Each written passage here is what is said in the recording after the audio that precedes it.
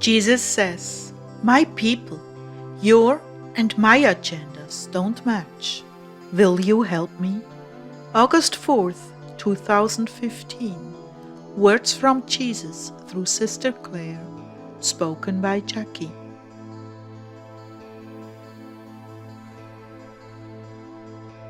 Jesus began, "My people, you and I have different agendas. You are longing to escape the pains of this earthly journey. You are longing to enter into your eternal reward. You are longing to be with me. I do not fault you for this. I totally understand and long for you as well.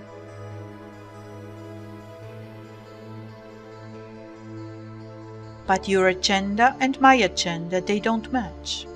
I have come to save the lost, and I know only too well when that window of mercy is going to slam shut. It's going to hurt millions of people. Don't you see? This is the most painful thing I must ever endure, and the very thought of doing it makes me collapse in tears, as I was in the garden before my crucifixion.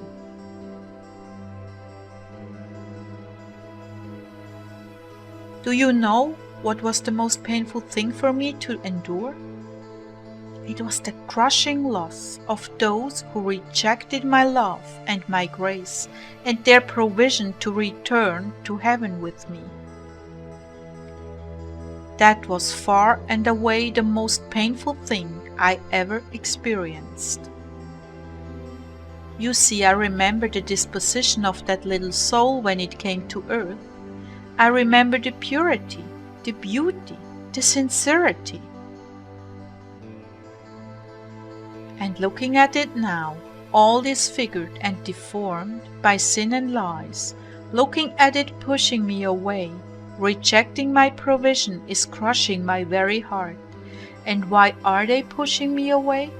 Because man has deformed, disfigured and defamed my name, my faith, my person.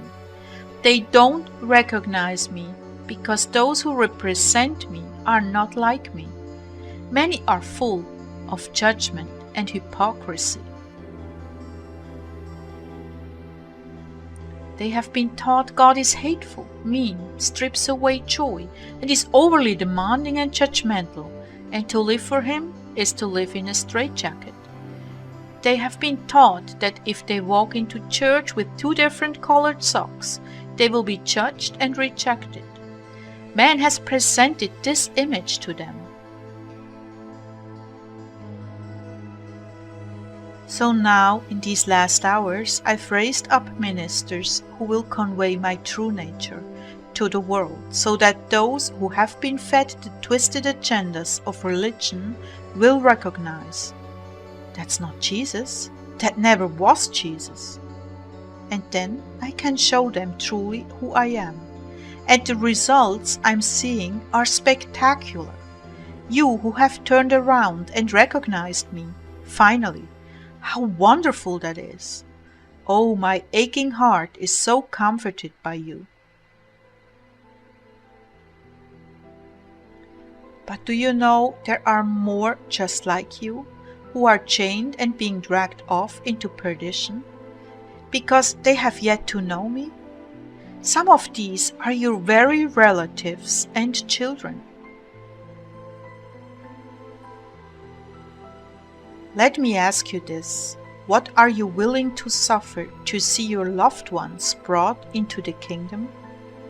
How long are you willing to wait to see them saved and rejoicing in me, even as you now rejoice in me? What is it worth to you? What price are you willing to pay? Truly, not theoretically, but truly. What's the price of their souls to you? You all know I'm coming soon. I have been pouring the pressure on since the 60s to convince my people I am coming. And each month I pour the pressure on even more and more and more. Why? To disappoint you and leave you hanging?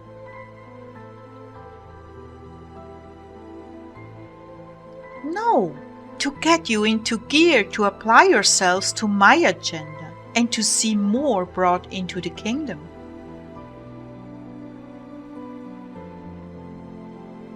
Oh Lord, this is so confusing to some because they don't have a clear calling of your agenda.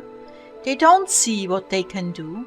They haven't a clue as to how to begin to approach people. Lord, I've been guilty of this, and if it weren't for this channel, I'd still be guilty of that, and confused, and not know what to do. Wake them up through their conscience, through their disappointments and emptiness inside. They are the walking dead, sound asleep, and they are all around you. Many of them know they are not alive. Something vital is missing. They can feel that emptiness. They are the walking wounded, lonely, confused, no direction in life. Approach them from that direction. Are you hurting? Have you been deeply disappointed in life? Are you feeling hopelessness about life? Are you seeing more and more terrible things coming upon the world? Do you still want to live? Do you want your life to turn around? Do you want to have hope and joy and feel good about life again? Many are on the very verge of despair because nothing they planned has worked out. Violence, immorality, disappointment, failed dreams. Oh, how painfully they suffer, and no one has the answers. Life is a hopeless void. Isn't there something more to life than my dreams being shattered? Do you know how many feel that way? Thousands. No, millions. Because of the reprobate rulers, the genocides, the persecution, the wicked governments. Millions suffer this. Yes, millions. My children, there is nothing mysterious about it.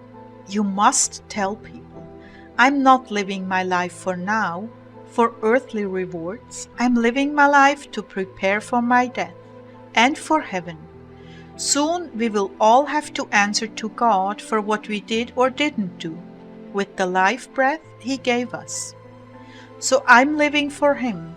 If you died tomorrow, how would you stand before God?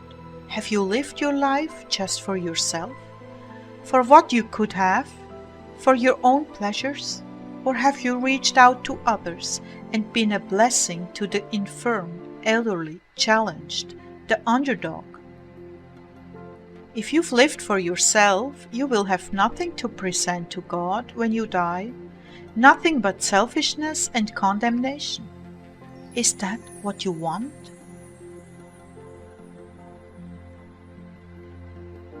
Now He's speaking again to us. Do you know the hope you have within you? Do you know that you indeed have all the answers they will ever need? I need you, my people, my brides. I need you to rise up and confront people on the levels they are suffering. Stop looking at the clouds and start looking at my heart that is breaking for them. Please stop looking for your own deliverance and start looking for the deliverance of others.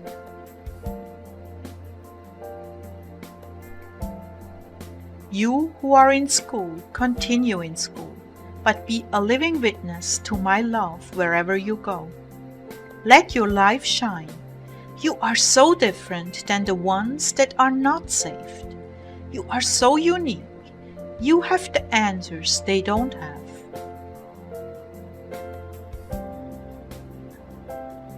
They are not happy with their selfishness. They are lost inside. When they see you being kind, going out of your way, being happy, they will want to know what it is you have that makes you that way. They are searching inside, but doing it without hope because they don't know me. You do know me. You have all their answers. I will come for you at an hour you do not expect. How many times have I told you that? How many times? On this channel, on other channels, in my work, in church, I will come at an hour you do not expect. Stop expecting by dates. You're living like yo-yos, not like my representatives. You're confused and depressed because your dates didn't pan out. But don't you know, I'm ramping you up to get busy? I have not abandoned you. I'm trying to raise you up to the reality all around you that I grieve over every day. So many will be lost. You will look back on your lives and say, why didn't I talk to them? Why, Lord? Oh God, forgive me. And at the same time they will be down on earth saying, why didn't they tell us? Yet others will say, I tried, Lord. And the ones they witness to will say, they tried to tell us, but we just wouldn't believe. Which group do you want to be in when you stand before me? Are you going to be in the group that increased their talents, or in the group that buried them? In that day you will see the difference between the ones who bore a harvest and the ones that were lazy.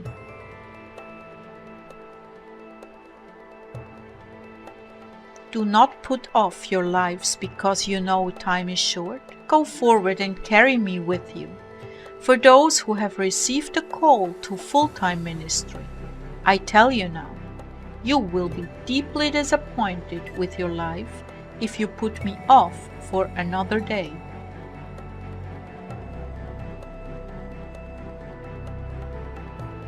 Move forward with all your God-inspired plans, and if you have no plans, seek me until you find me, and I will give you plans. I will lead you quietly, gently, in your heart. You will feel drawn in a certain direction. It will be a still small voice and an affection in your heart. But you will have to listen very carefully, because such noisy things as video games, rock music, crowds of people, traffic, and business have jaded your ears so that you cannot hear my tender lead-ins.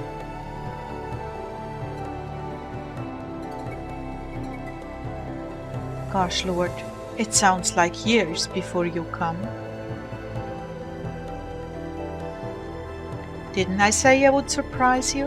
What if I surprise you and you're sitting on a rooftop watching the eastern sky, while your brother is in the same apartment building, shooting up and going to hell that very night?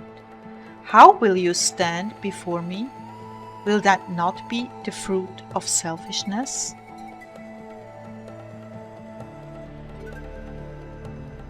What I am asking of all of you, my brides, is to stop living for yourself. Yes, keep in mind you are watching for my coming, you are listening for the shofar, but do put your backs into the work at hand, proceed confidently with your education and work. Do not put your lives on hold because you're living from date to date, posted on different channels.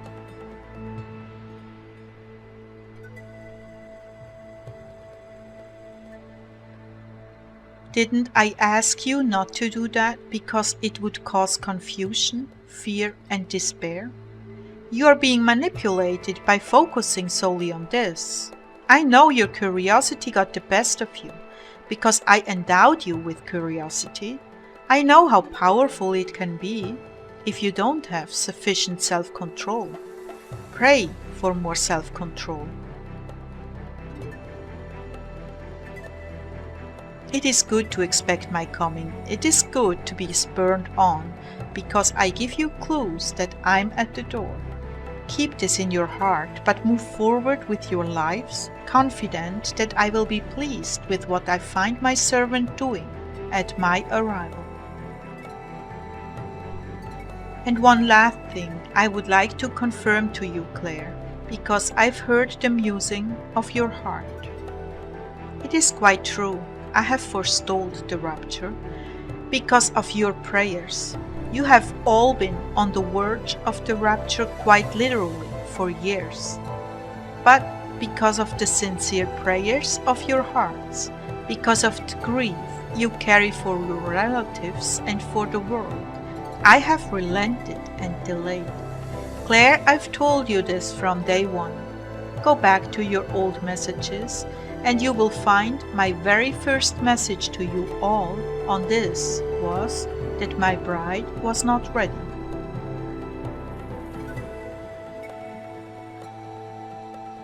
You can thank the saints on earth for their prayers. They are the ones who forestalled the searing judgment on this earth, and I still have my hand raised in the forestalled position, because I see so many only a footstep away.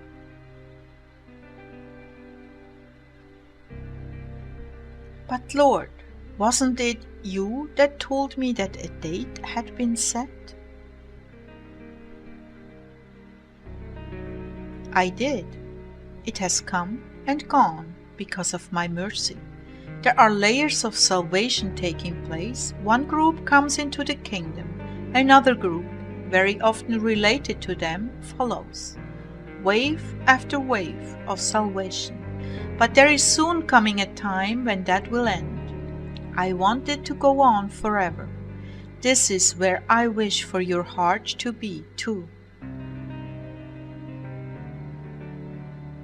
Please do not focus your prayers on your own comforts or deliverance. Focus them on the lost I have yet to reach. Pray like never before that workers will go into the harvest fields. And one more thing. If your life is boring and lifeless, it is because you are not living for me, but for yourself. I never allow my servants' lives to be boring. I always send sufficient consolation and joy to uphold you. If you are bored, it is not because you are serving me, but you are serving yourself and waiting for me, rather than serving others and knowing I'm coming.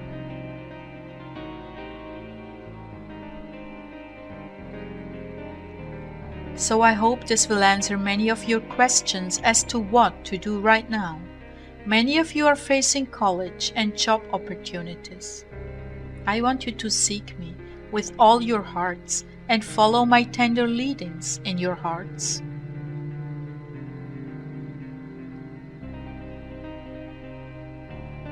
I spread my mantle of grace over you all now and impart to you conviction, repentance, hope, and the joy of new life lived for me, and confirmations of my leadings in your lives.